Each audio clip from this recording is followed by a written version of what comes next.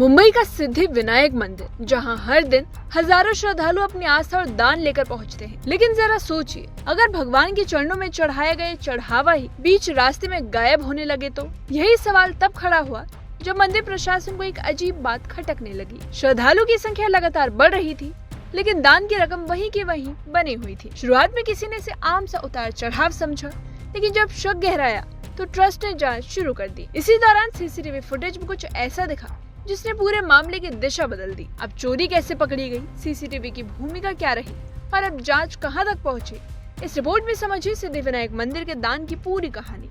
इस कहानी की शुरुआत चोरी से नहीं, बल्कि एक छोटी सी शिकायत से हुई। मंदिर प्रशासन को सूचना मिली कि कुछ कर्मचारी श्रद्धालु से पैसे लेकर उन्हें वीआईपी दर्शन करवा रहे हैं। ट्रस्ट ने तय किया कि शिकायत की सच्चाई पता लगानी होगी, इसलिए पुरानी सीसीटीवी फुटेज खंगाले जाने लगे। लेकिन जब कैमरे की रिकॉर्डिंग देखी गई तो मामला सिर्फ वीआईपी दर्शन तक सीमित नहीं निकला। जांच के दौरान कुछ कर्मचारियों की गतिविधियां संदिग्ध लगी। मंदिर के न्यासी राहुल लोंढे के मुताबिक साल 2023 के आखिर में नई ट्रस्टी टीम ने कार्यभार संभाला था।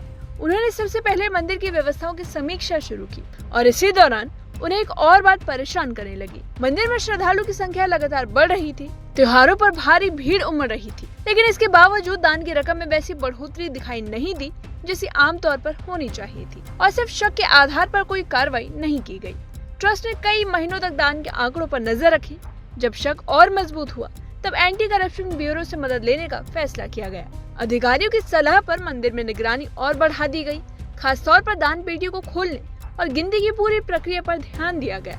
और इसी दौरान जांच कार्यकर्ताओं ने देखा कि एक सीसीटीवी कैमरा ढका हुआ था। जांच आगे बढ़ी तो मार्च महीने में चोरी रंगे हाथों पकड़ ली गई। आरोप है कि एक कर्मचारी पुजारियों के कमरे में रखी दान पेटी से नकदी निकाल रहा था। उस समय वहां कोई भी अधिकारी मौजूद नहीं था और ट्रस्ट ने तुरंत इस घटना की जानकारी पुलिस को दी। इसके बाद सीसीटीवी फुटेज की और जांच हुई।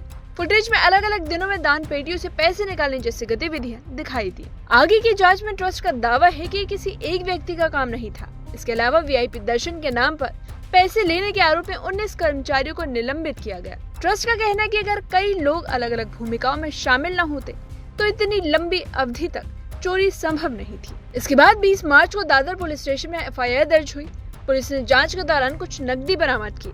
अधिकारियों के मुताबिक सीसीटीवी फुटेज में करीब 10 दिनों तक बार बार दान पेटी से पैसे निकालने की गतिविधियां दिखाई दी और पुलिस का कहना है कि जांच पूरी कर ली गई है। अब इस मामले में राजनीति भी तेज हो चुकी है। एमएनएस प्रमुख राज ठाकरे ने दावा किया कि मंदिर में हर साल करीब 18 करोड़ रुपए की हेराफेरी होती रही। उनका तर्क है कि पहले हर हफ्ते मिलने वाला दान 50 लाख रुपए से कम था, लेकिन चोरी पकड़े जाने और निगरानी के बाद ये बढ़कर करीब 1.5 करोड़ रुपए तक पहुंच गया। इस पूरे मामले ने एक बड़ा सवाल खड़ा किया है।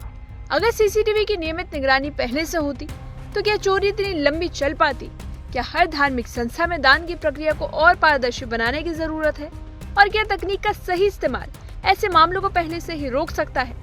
फिलहाल अदालत में कानूनी प्रक्रिया जारी है, लेकिन इतना तय है कि इस पूरे मामले में सबसे बड़ा गवाह कोई इंसान नहीं, बल्कि वही सीसीटीवी कैमरे बने जिन्हें रैकेट का पर्दाफाश करने में अहम भूमिका निभाई।